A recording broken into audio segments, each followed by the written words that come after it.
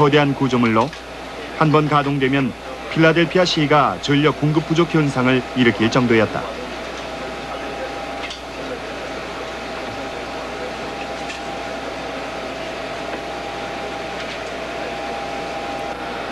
이 애니악의 크기와 무게를 100분의 1로 줄인 것이 바로 트랜지스터의 개발이었다.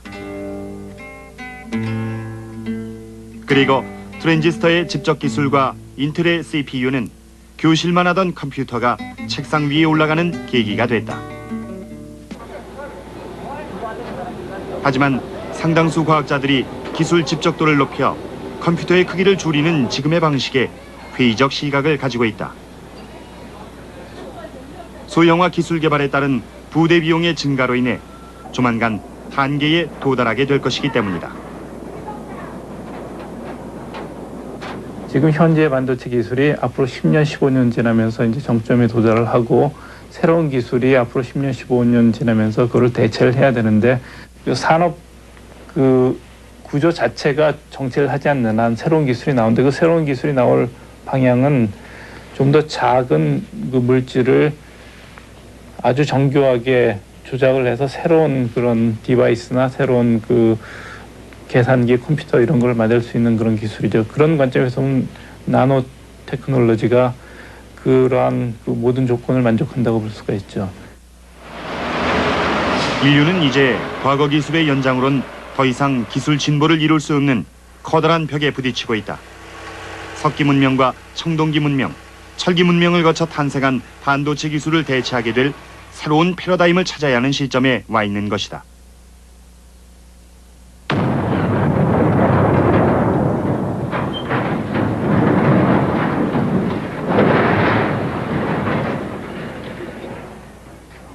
그리고 이를 위한 해결책으로 과학자들이 시선을 돌린 분야가 바로 나노미터의 작은 세기를 연구하는 나노 기술인 것이다.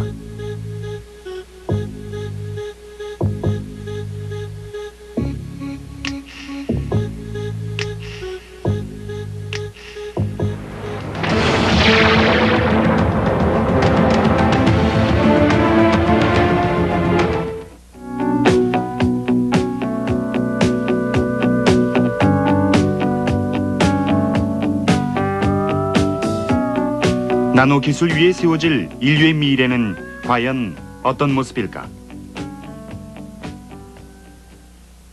슈퍼컴퓨터보다 100만 배 이상 빠른 컴퓨터가 등장하고 도서관에 있는 모든 책들의 내용은 각설탕만한 크기의 기기에 저장된다. The Intel microprocessor. 강철보다 10배나 강하면서도 무게는 10분의 1인 신물질이 개발되고 인체의 혈관을 돌아다니는 조그만 기기가 병든 세포만을 공격해 파괴하고 치료한다.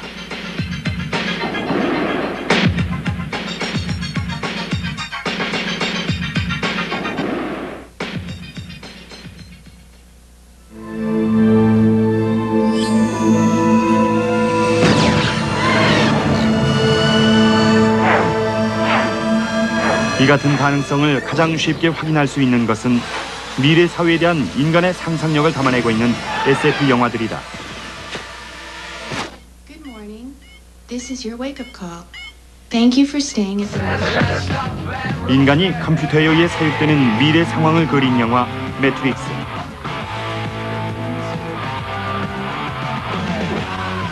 이 영화에서 인간은 컴퓨터의 힘을 빌려 가상현실 속에서 살아가고 거대한 컴퓨터는 인간의 생체 에너지를 에너지원으로 사용한다.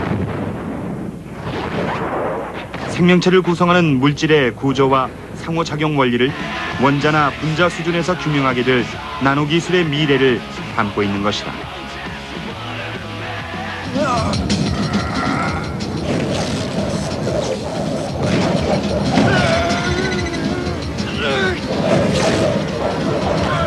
또 다른 영화에서는 인간의 두뇌가 미래 사회의 정보 저장 매체로 등장한다.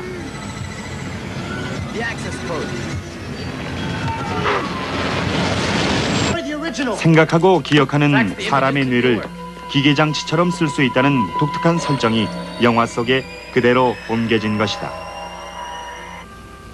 Beginning scan. Warning. Implant detected. Scanning.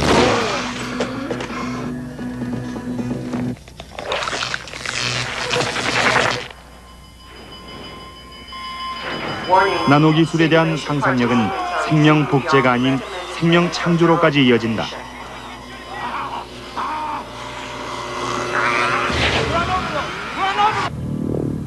잘려나간 팔이 순식간에 재생되고 인공지능을 가진 가상현실 속 인간이 인간의 육체를 만들어내 현실 세계로까지 나온다. What you're seeing is millions of nanomachines suspended in colloidal solution, absorbing the glass molecules and using them to regenerate the snake. 눈에 보이지 않는 작은 세계. 인류에겐 미지의 신대륙처럼 비춰지고 있는 것이다.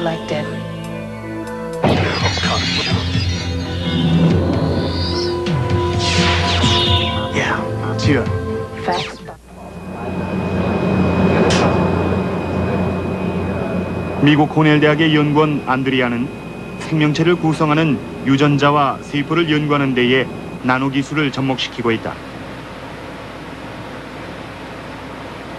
세포가 어떤 환경에서 어떻게 반응하고 성장하는지를 관찰하기 위해 안드리아는 실리콘 칩 위에 쥐의 세포를 배양하고 있다.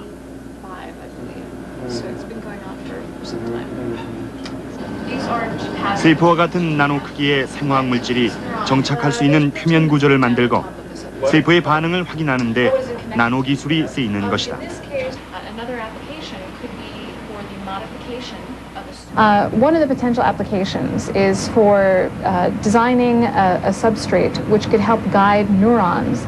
In particular, you can make devices that could be used on the benchtop in the lab to make connections between different neurons and study the electrical pathways.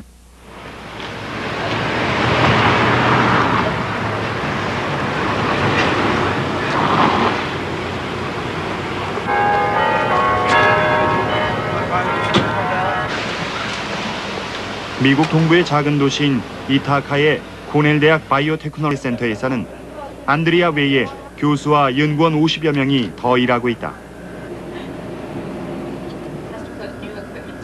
아직 실용화를 말할 단계는 아니지만 이 대학은 나노 기술을 이용해 유전체의 구조와 기능을 분석하고 뇌나 신경세포에 관한 물질 대사 등을 연구하는 데 미국의 다른 어느 대학보다 앞서가고 있다.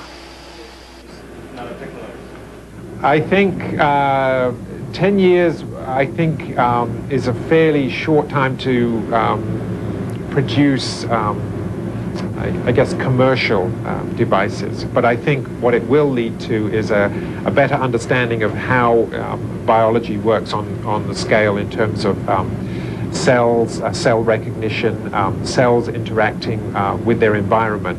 The study of nanobiotechnology would provide, I think, more information to biologists in terms of how biology really works on the nanoscale.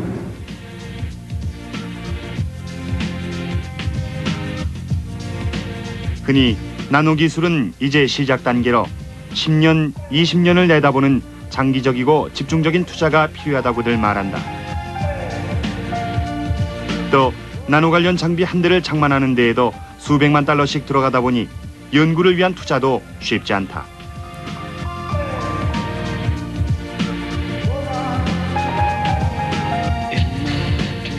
정부 주도의 전폭적인 지원이 필요한 이유도 바로 여기에 있다.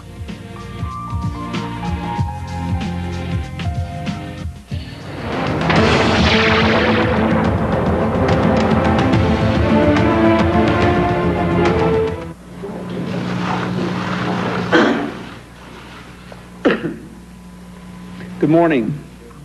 Our administration believes 미국은 나노 기술에 대한 정부의 정책적 지원을 가장 먼저 시작한 국가다. 2000년 2월 클린턴 대통령이 연두교서에서 IT-BT와 함께 차세대 경쟁력 확보를 위한 핵심 기술의 하나로 나노 기술을 꼽으면서 미국에서 나노 기술이 본격적으로 뿌리를 내리기 시작했다.